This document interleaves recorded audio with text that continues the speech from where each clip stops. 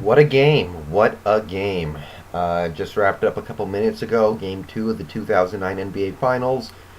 Los Angeles Lakers 101, Orlando Magic 96. Now, it went to overtime, so when you consider that it was a low scoring game, it was a little offensively challenged. It was competitive all throughout, though. Nobody ever took a big lead.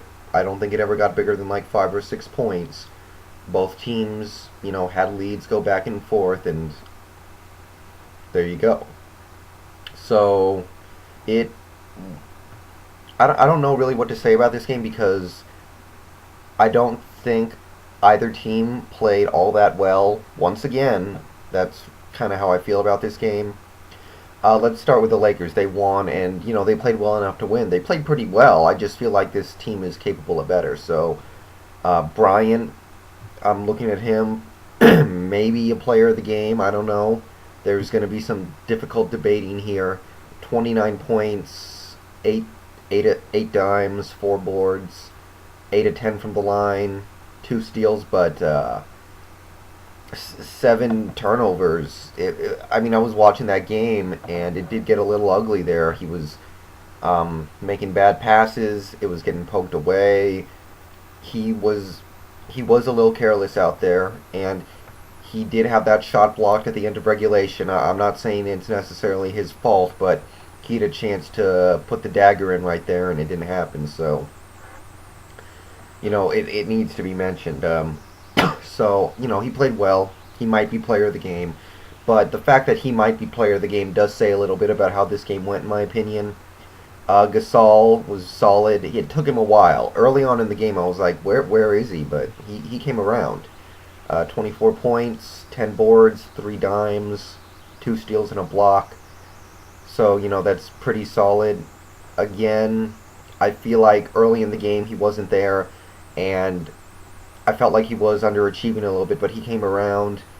10 of 11 from the line, which is really good, especially for him, because, he's not a great free throw shooter, so that's a perfectly fine effort. But Odom, he didn't put up the double-double this time. 19 points, 8 boards, but that'll get the job done. 8 of 9 from the field. He missed one jumper and made every other shot he took. So, awesome job by him. He was a huge part of the win. So the big three for LA showed up enough to win this game. So you got to give credit for that. 2 assists, a steal, 3 blocks. He was doing a little bit of everything, and he played with foul trouble. Odom got in foul trouble, and he didn't make any stupid fouls in like the last 10, 12 minutes of the game. So, he did pick up some dumb fouls throughout the game, but when he really needed to, he cut that out. So that's your big three. They all showed up, and it was just enough for LA to eke out an OT win. You got to give credit to Derek Fisher, too. He played 41 minutes out there, 4 of 9 from the field to knock down a couple threes, 12 points, 3 dimes, 3 steals, a rebound. So, again, I will absolutely live with that from Derek Fisher. What else? Bynum picked up dumb fouls really early. Every time he came back in the game, he would pick up another one, and he never got a chance to really get going. 5 points, 2 assists, 1 board, 2 blocks. That's fine, but it's almost like he helps this team by fouling, simply because when he fouls and has to sit, Odom comes in, and Odom is a much better player than Bynum and better for this Laker team right now. So I don't know if it's bad for the team, but from his standpoint, gotta step up. Ariza was alright. Again, I want to see him score more than that. He was a little inept shooting tonight, 3 of 13, but he did knock down a couple threes, 8 points, 7 boards, 2 dimes, 3 steals. So, his defense maybe not great, but I guess you can live with that from Ariza, but I would like to see more scoring from him. And once again, there was nothing from really anyone beyond the top 6. Luke Walton didn't really show up tonight. I mean, he did play his minutes, but for the most part, all he did was just be there. He did a lot of, passing, and he was just kind of a body out there tonight. Farmar hit a couple shots, which is great and all. He was the number one contributor off the bench, outside of Odom.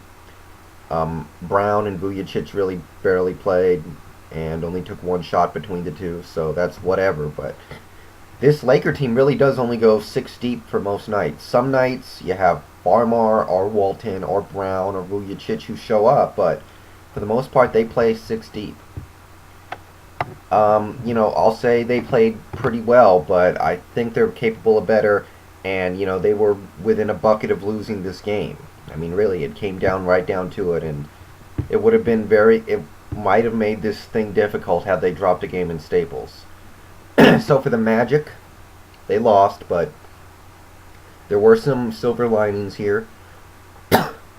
Howard played solid, 5 of 10 from the field, 17 points, 16 boards, 7 turnovers, which is, he was passing it though. I mean, it's fair to mention 4 assists, 4 steals, 4 blocks, so he was doing some good things all around. He was contributing in unconventional ways for Dwight Howard, which makes up for the fact that he wasn't, scoring 25 points like they kind of need him to, but they do need to get Howard more easy buckets, but he played really well tonight. Turkoglu played very well tonight, hit a trio of threes, 8 of 17, 4 assists, 6 boards, 22 points, 5 turnovers, which again is troublesome, but he got out of his funk a little bit because he was having his issues. Lewis played the game of his life. I mean, I can't remember Lewis playing that well in a long time. 6 of 12 from 3, 12 of 21 overall, 11 boards, 34 points, which is insane for him, 7 dimes, only 2 turnovers. What a game from Rashard Lewis. He doesn't get to enjoy it because they lost, and the big 3 for the Magic showed up too. Those 3 guys all did their thing. And Howard even hit his free throws. So Alston, 1 for 8 from the field. Terrible. Did not contribute it very well. And Jameer Nelson really wasn't there backing him up. I think Jameer maybe played a little more than he should have, but really, when you're looking at it, Alston maybe shouldn't have played at all tonight because he wasn't doing anything. Jameer, 4 points, and really that's about it. So I don't have too many nice things to say about that, and when you don't have a true point guard, it does get dicey. Even though they can use Turkoglu like that, you would rather have a true point guard out there. Courtney Lee, he's a rookie, so it is what it is, but they need more than 2 points out of him, and he had 2 golden opportunities to win that game at the end of regulation. Had 2 layups, pretty much, and blew them both, so that was brutal. And he's a rookie, it's going to happen. Maybe a veteran makes that shot, but he's out there, and you can't make excuses all the time.